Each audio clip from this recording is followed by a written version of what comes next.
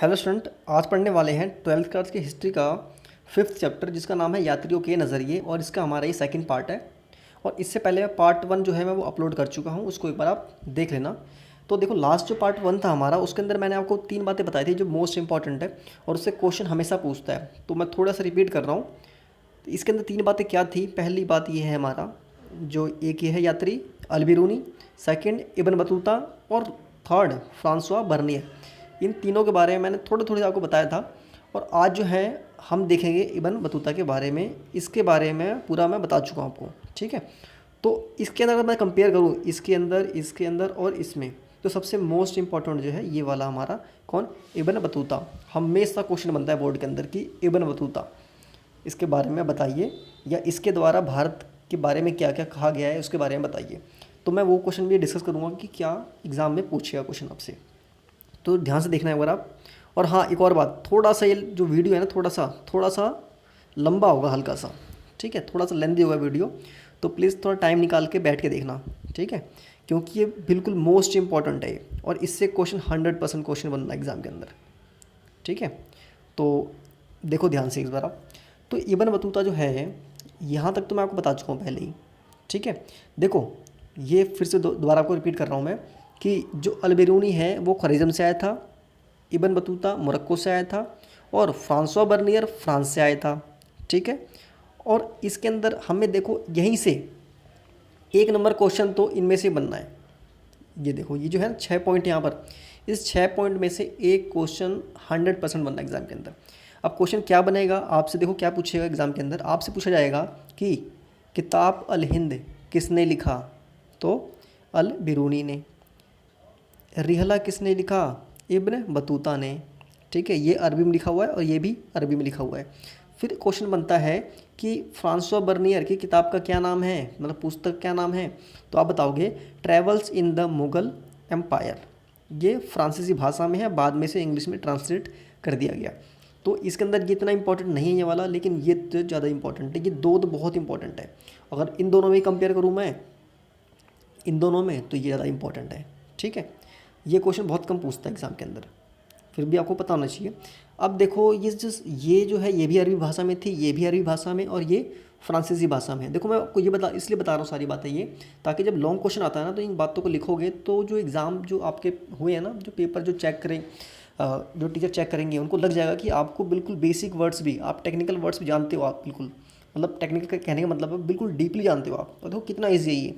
आप इससे क्या होता है कि क्वेश्चनों को बना कर भी कर सकते हो, ठीक है। क्वेश्चन जो आएंगे उसके आंसर को आप बना के कर सकते हो एग्ज़ाम के अंदर। अच्छा, अब आगे देखते हैं हम थोड़ा सा। इसमें देखो क्या है, अब आपका जो स्टार्ट होता है, इसमें देखो इब्न बतूता के बारे में हम पढ़ने वाले हैं इसके अंदर। तो हम बिल्कुल अब पढ़ते हैं इस डिटेल में। तो इसमें क्या है, जो इब्न बतूता है वो मोरक्को से आया था, पहली बात, ठीक है। और ये 14वीं शताब्दी में आया था, ये आपको याद रखना है। इसने किताब लिखी थी रिहला, ठीक है। ये आपसे एग्जाम के अंदर किताब कहेगा, ग्रंथ कहेगा, साहित्य कहेगा, कुछ भी कहेगा, बस लिखने के बाद चलेगी ना, तो आप कह देना कि इब्न बतूता। और इसके बाद क्वेश्चन ये है कि इसने, इब्न बतूता ने भारत में आकर के क्या क्या उसने देखा और क्या लिखा इस बुक के अंदर, इसके अंदर। तो इसके अंदर आकर के उसने भारत के समाज के बारे में और संस्कृति के बारे में लिखा है, ठीक है। चलो, यहाँ तक बिल्कुल ईजी है। अब देखो यहाँ से स्टार्ट होता है, जब मोरक्को से, ध्यान से देखना है बिल्कुल एकदम ध्यान से। जो मोरक्को से, मोरक्को कहाँ पर है, ये अफ्रीका में, ठीक है। मोरक्को कहाँ पर है, अफ्रीका में। मोरक्को से ये आया कौन, इब्न बतूता। वो कौन, किस तरह से आया, मध्य एशिया के रास्ते, जो भूमध्य सागर है ना, आप देखो वर्ल्ड मैप का, तो वहाँ से वो होते हुए आया, ऐसे ऐसे।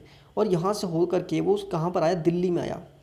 कहाँ पर आया, दिल्ली में आया। अच्छा, दिल्ली में आने का मकसद क्या था उसका, दिल्ली में कुछ नहीं, सिर्फ रोज़गार की तलाश में, एक घूमने की तलाश में, इस तरह वो यहाँ पर आया था। कौन, इब्न बतूता। और यहाँ पर आया दिल्ली में, जो दिल्ली में सुल्तान था उस समय दिल्ली में, वो कौन था, मोहम्मद बिन तुगलक।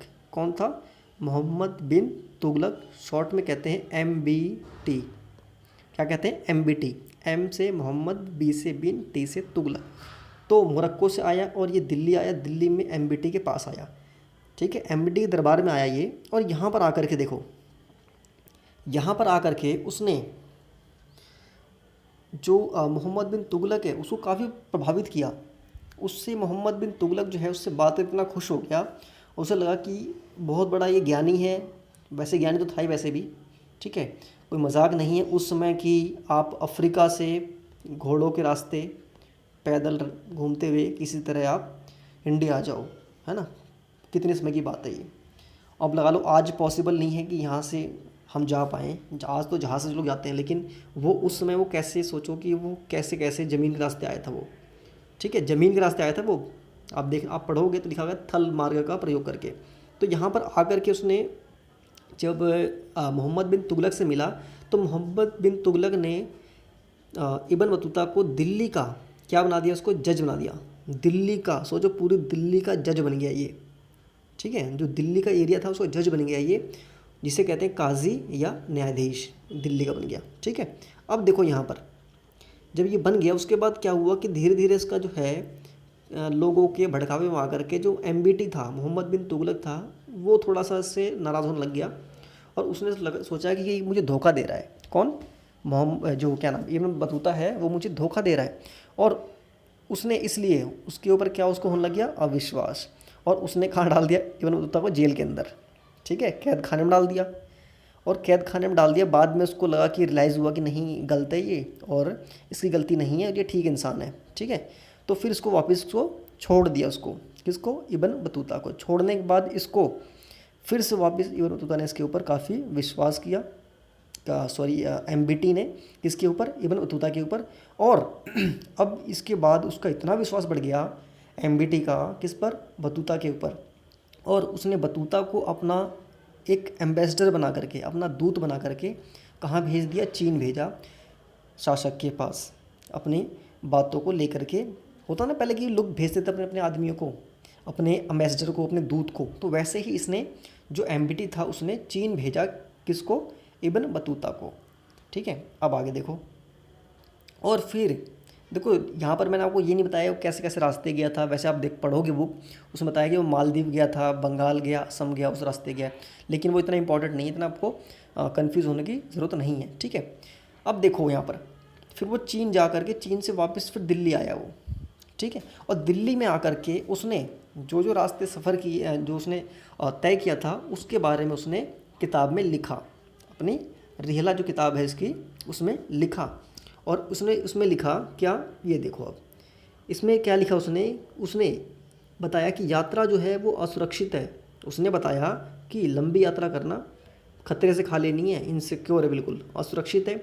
दूसरा ये बोला कि डाकुओं का आक्रमण कभी भी हो सकता था, ठीक है, और डाकुओं का आक्रमण हुआ भी, और मैं उसको आक्रमण को झेल गया। किसने कहा, इब्न बतूता ने, कि भाई यात्री क्या नाम है, डाकुओं ने मेरे ऊपर हमला भी कर दिया मेरे काफिले के ऊपर, लेकिन फिर भी मैं किसी तरह बच गया। कई लुटेरे ने मेरे पर आक्रमण किया और हमारे में से कई लोग, जो काफिला था हमारा, उसमें से काफ़ी लोग मर भी गए और मैं भी कई बार मरने से बचा। उसके बाद भी मैं किसी तरह दिल्ली आया और क्या नाम है, चीन भी गया, ऐसे ऐसे मैंने यात्राएं की। और देखो इसको देखते हुए, ये जो 3 पॉइंट है ना, इसको देखते हुए जो भारतीय इतिहासकार हैं हमारे वैज्ञानिक, ठीक है, उन्होंने क्या कहा है, इसी आधार पर इन्होंने इसको, इब्न बतूता को क्या कहा कि ये हठीला था। क्या था, हठीला, हठीला मतलब ज़िद्दी। तो भाई क्वेश्चन बनता है एग्जाम के अंदर आपके, ये आपसे पूछा जाएगा कि आप किन आधार पर कह सकते हैं कि इब्न बतूता एक हठीला व्यक्ति था या एक ज़िद्दी व्यक्ति था। तो आप ये कहोगे कि इतनी परेशानी झेलने के बाद भी, इतनी परेशानी का सामना करने के बाद भी इब्न बतूता हार नहीं माना और अपने ज़िद के कारण हर जगह वो गया, ठीक है, चाहे चीन गया हो, चाहे मालदीव गया हो, चाहे असम गया हो, चाहे सिंध गया हो, ठीक है, चाहे वो भारत आया हो दिल्ली। जब वो मोरक्को से आया था तभी भी उसको काफ़ी कठिनाइयों का सामना करना पड़ा था, लेकिन फिर भी वो आया, ठीक है। अब देखो आगे, अब आपसे इसमें बनता है क्वेश्चन, चलो पहले समझ लो क्वेश्चन, मैं आपको बाद बताऊंगा, ठीक है। इसमें देखो नोट करके लिखा मैंने, इसमें जो इंपॉर्टेंट है ये मोस्ट इंपॉर्टेंट है, और इससे आपका क्वेश्चन, अभी आपका जो आप एनसीईआरटी बुक का क्वेश्चन देखोगे ना, इसमें एक क्वेश्चन बनता है यहीं से, एक लाइन से, ठीक है। अब क्वेश्चन क्या बनता है कि जो इब्न बतूता था ना, उसने पुस्तकों की बजाय अपने अनुभव को ज़्यादा उसने महत्व दिया। उसने जो किताब लिखा है ना, उसने जो खुद देखा अपनी आँखों से उसके ही बारे में लिखा, ठीक है, जो उसने देखा अपनी आँखों से उसके ही बारे में किताब में लिखा है इब्न बतूता ने, ठीक है। लेकिन अगर हम बात करें, इससे पहले एक और यात्री गया था, आपको नाम याद होगा, जिसका क्या नाम था, अल बिरूनी। जो अल बिरूनी था उसने जो ब्राह्मणों के ग्रंथ थे, मैंने आपको बताया था लास्ट वीडियो में कि ब्राह्मणों के ग्रंथ थे, उपनिषद थे, संस्कृत के जो भी ग्रंथ थे, किताबों को पढ़ करके उसने भारत के बारे में लिखा है। जैसा किताब में मिला उसने वैसे लिख दिया उसको, ठीक है। बहुत कम बातें हैं जिसने देख के लिखा हो, कहीं पर उसने खुद देखा हो कि भाई ऐसा हो रहा है। लेकिन यहाँ पर जो ये है ना, इब्न बतूता, उसने जो खुद देखा अपनी यात्रा में, उसने वही लिखा है किताब के अंदर, ठीक है। उसको नहीं पसंद था कि मैं किसी किताब को देख करके उसको नकल करूँ मैं, ठीक है। तो अब देखो आगे, इब्न बतूता द्वारा एक नारियल का वर्णन है यहाँ पर। ये इंपॉर्टेंट नहीं, मोस्ट इंपॉर्टेंट है, इससे क्वेश्चन आपको बनता है एग्जाम के अंदर, ठीक है। तो ये जो इब्न बतूता है उसने नारियल का एक वर्णन किया है। उसने देखो पहली बार जो नारियल देखा ना, वो देख के एकदम मतलब कन्फ्यूज़ हो गया वो देख करके, ठीक है। वो देख करके चौंक गया कि भाई भारत में नारियल कैसा पेड़ है ये, ठीक है। वो देख करके नारियल के पेड़ को परेशान हो गया, भाई ये कैसा पेड़ है नारियल का, और उसका फल कैसा गोल गोल उसके ऊपर। तो देखो उसने क्या कहा, उसने कहा कि ये सबसे अनोखा और विस्मयकारी वृक्ष है। विस्मयकारी मतलब जिसको देख करके मैं स्ट्रेंज हो गया, ठीक है। तो सबसे क्या है, वे विस्मयकारी वृक्ष है ये। उसने क्या और लिखा उस बुक के अंदर कि इसका फल मानव के सिर के समान है। देखो यहाँ पर उसने देखा और कहा कि इसका सर जो है, मतलब इसका जो गोलाई है वो इंसान के सर के जैसा है ना, इंसान के सिर के जैसा है। और उसने कहा जैसे इंसान के फेस पर, ठीक है, दो आँखें होती है, इंसान के दो आँखें होती है और एक मुंह होता है, वैसे इसके भी दो आँखें होती है और यहाँ पर इसके मुंह होता है। उसने ऐसा बोला, ठीक है। और इसने कहा कि जैसे इंसान के सर के यहाँ पर मस्तिष्क होता है, वैसे इसके अंदर भी वाइट वाइट सा ये भी एक मस्तिष्क के समान ही है। और इसके जो ये है ना, ये चॉकलेटी टाइप के, उसको देख के इसने कहा कि इससे रस्सी भी बनाई जाती है और इससे जहाज भी सिलते हैं रस्सी बना करके, ठीक है। और ये मोस्ट इंपॉर्टेंट है, अब इसको एग्ज़ाम के अंदर आपका बहुत बार क्वेश्चन बनता है ये, ठीक है। और इसी से कभी कभार पैसेज भी आता है आपके एग्ज़ाम के अंदर, इसमें देख के लिखना होता है आपको। तो चलो ये कंप्लीट हो गया आपका। अब देखो उसके बाद उसने एक और देखा जो वनस्पति, वो था इब्न बतूता द्वारा देखा गया पान। उसने पान के पत्तों को देख करके वो भी चौंक गया कि भाई खाते हैं तो लाल होता है मुँह, ठीक है। तो इसने क्या कहा, उसने ये कहा कि ये अंगूर की लता जैसी है। ये जो पान के पत्ते हैं ये अंगूर की लता की जैसे हैं, ठीक है। लता मतलब उसकी बेल, इसकी पत्तियां ही फल हैं। इसके जो पत्ते हैं ना वही फल हैं इसके अलग से कोई फल नहीं निकलता। पत्ता जो है ना इसके वही फल हैं, और खाने के से पहले सुपारी खाते हैं इसको, ठीक है। तो ये भी आप कंप्लीट हो गया। बस इसमें से इतना ही है, ज़्यादा फालतू नहीं पढ़ना आपको। अब देखो यहाँ पर इब्न बतूता के द्वारा उसने दिल्ली का भी वर्णन किया। उसने दिल्ली है उसके बारे में उसने लिखा है बुक के अंदर। क्या उसने लिखा है, ये भी क्वेश्चन आपसे बनता है एग्जाम के अंदर, ठीक है। ये क्वेश्चन भी एग्जाम में बनता है कि दिल्ली के विषय में इब्न बतूता ने क्या लिखा, बताइए। तो आप इसमें क्या बताओगे, दिल्ली के बारे में उसने क्या कहा, ये घनी आबादी वाला शहर है, घनी आबादी वाला शहर है, शहरों के चारों ओर प्राचीर है, प्राचीर मतलब बाउंड्री है, ठीक है। और इस पूरे शहर के अंदर टोटल कितने 28 गेट हैं। ये शहर है पूरा, इसमें ऐसे करके टोटल 28 द्वार हैं। ये तो प्राचीर हो गया, और यहाँ पर टोटल ऐसे 28 हैं। और जिसको क्या कहते हैं, इस 28 द्वार को कहते हैं दरवाज़ा, ठीक है। और जिसके अंदर जो बदायूं का दरवाज़ा है वो सबसे बड़ा है। अब ये बदायूं उसने कौन सा यूपी वाला ले लिया, बदायूं कहाँ का उसने लिख दिया है, तो उसको हम सिर्फ देख रहे हैं। उसने कहा कि 28 में से जो बदायूं का दरवाज़ा है वो सबसे बड़ा है, ठीक है। और एक यहाँ पर थोड़ा सा हटके एक बात मैंने आपको बता दूँ, मैं एक छोटा सा पॉइंट आपका इसमें देखो क्या है, छोटे से पॉइंट में अंदर ये है कि उसने एक बताया है ताराबाद। ताराबाद के बारे में क्या है, देखो उसने कहा है कि जो महाराष्ट्र, आज का जो महाराष्ट्र है, वहाँ पर पहले दौलताबाद नाम का एक क्षेत्र था। तो उसने कहा कि दौलताबाद में पुरुष और महिला गायकों के लिए एक बाज़ार है, जिसे क्या कहा जाता है, ताराबाद कहा जाता है। ये एक बाज़ार है, ये कहाँ पर है, ये दौलताबाद के अंदर है, ठीक है। उसने देखा होगा भाई वहाँ पर। अब देखो यहाँ पर सबसे इम्पॉर्टेंट, सबसे मोस्ट इम्पॉर्टेंट टॉपिक अब स्टार्ट हुआ आपका यहाँ पर, ठीक है। जिसमें से उसने देखा कि भाई इंडिया के अंदर जो संचार मतलब कि समाचार, अब कोई बात हो, कुछ मैसेज भेजना हो, उसको भेजने के लिए एक अलग सिस्टम है यहाँ पर। कहाँ पर, इंडिया में। उसको भी देख करके काफ़ी वो अचंभित हो गया, और उसने उस बात को भी उसने जिक्र किया है किताब में अपने, लिखा है। कौन सी किताब के अंदर, रिहला के अंदर, ठीक है। अब देखो यहाँ पर उसने क्या लिखा है, उसने कहा कि भारत के अंदर एक संचार की अनूठी प्रणाली है। संचार मतलब कम्युनिकेशन, ठीक है, आप इसे कह सकते हो पोस्टल सिस्टम, ठीक है, डाक व्यवस्था। उसने कहा कि भारत में 2 प्रकार की डाक व्यवस्था है। कितने प्रकार की? 2 प्रकार की, ठीक है। जो पहला है अश्व डाक व्यवस्था, दूसरा है पैदल डाक व्यवस्था, ठीक है। अश्व का मतलब मालूम है आपको, घोड़ा होता है, पैदल मतलब अपना पैर से, बाय फीट, ठीक है। तो उसने क्या कहा कि भाई देखो, अश्व के अंदर घोड़ों का इस्तेमाल किया जाता है और पैदल के अंदर लोग पैदल चलते हैं या दौड़ करके जाते हैं इसके अंदर, ठीक है। पैदल तो नहीं चलेंगे, एक तरह से दौड़ के, नाम है यहाँ पर पैदल, लेकिन वो दौड़ के, दौड़ना ही एक तरह से, ठीक है। अब देखो उसने क्या कहा कि अश्व डाक व्यवस्था को ही कहते हैं उलू प्रणाली। भारत के लोग जो अश्व डाक व्यवस्था है ना, इसी को ये लोग उलुक प्रणाली भी कहते हैं, उलुक सिस्टम भी कहते हैं, और पैदल डाक व्यवस्था को दावा प्रणाली भी कहते हैं। ये क्वेश्चन मोस्ट इंपॉर्टेंट है, ठीक है। अब देखो उसका आगे, उसने ये कहा कि, किसने कहा? बतूता ने। उसने ये कहा कि जो अश्व है उसके अंदर हर 4 मील पर, 4 मील मतलब दूरी होती है एक, ठीक है ना, तो हर 4 मील पर राजकीय घोड़े होते हैं जो समाचार लेके जाते हैं।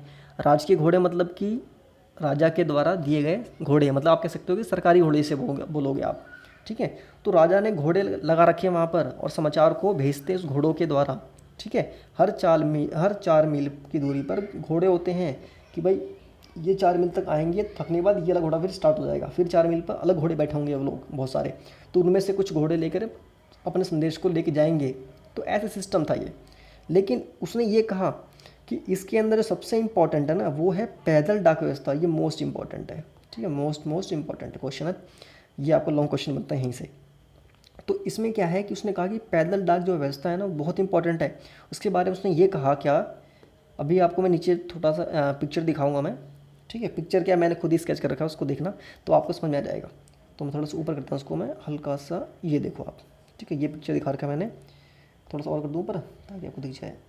हाँ देखो, इसने क्या कहा कि प्रत्येक 1 मील पर 3 अवस्थान होते हैं। अवस्थान मतलब स्टेशन, आज का रेलवे स्टेशन नहीं, मतलब पहले का बता रखा है रुकने का स्थान, कि प्रत्येक 1 मील पर 3 अवस्थान होते हैं। इन अवस्थानों को दावा कहते हैं, ठीक है। दावा किसे कहते हैं?